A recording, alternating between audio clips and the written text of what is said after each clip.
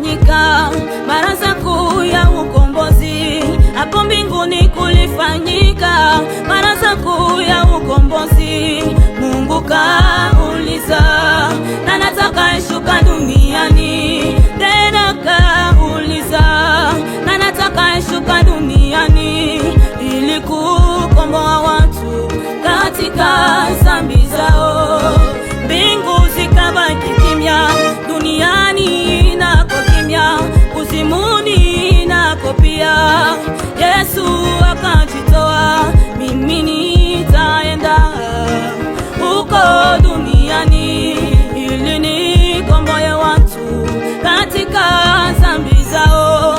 Ulitupenda Baba, ulitujali sana.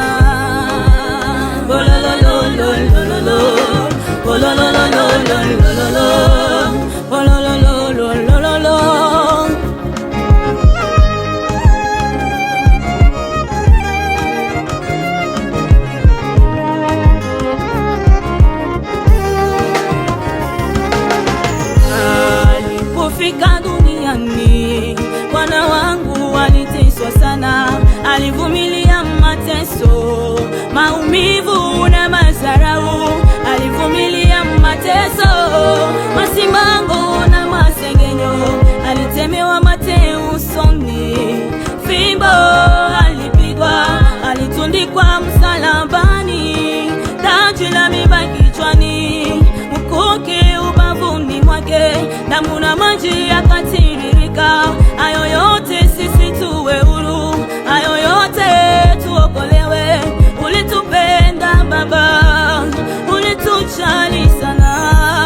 Ulitupenda Baba, ulitujali, ulitupenda, ulitupenda Baba, ulitujali sana, ulitujali sana, ulitupenda siye, ulitujali sana, ulitujali sana.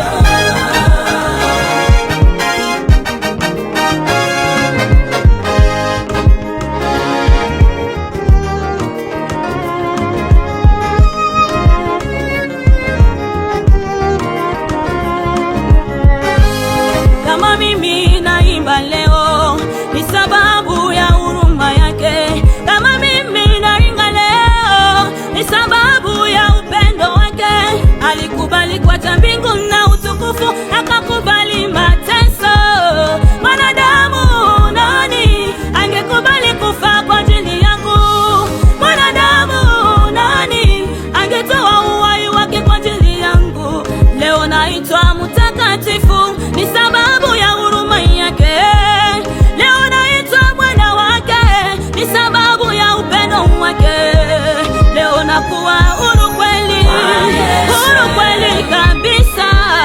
Ulitupenda kuliko vyote, ulitupenda kabisa. Ulitupenda Baba, ulitujali, ulitupenda, ulitupenda, ulitujali sana, ulitupenda siye, ulitupenda Baba. Msalabani yote ulisema yamekwisha kabisa. Sema sasa niko huru, ndani ya Yesu niko huru. Naimba, naringa, ndani ya Yesu niko huru. Naimba, nasifu, ndani ya Yesu naokolewa.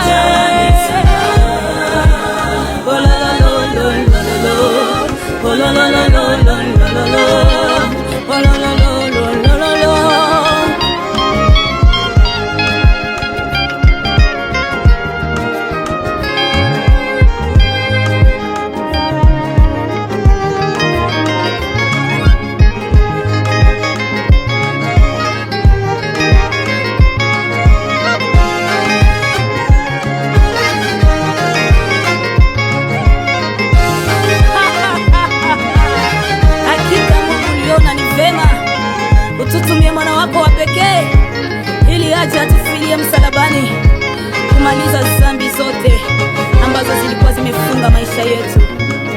Uliona ni vema afie wana wa Erepan Church. Mungu uko mwema katika maisha yetu. Asante Yesu.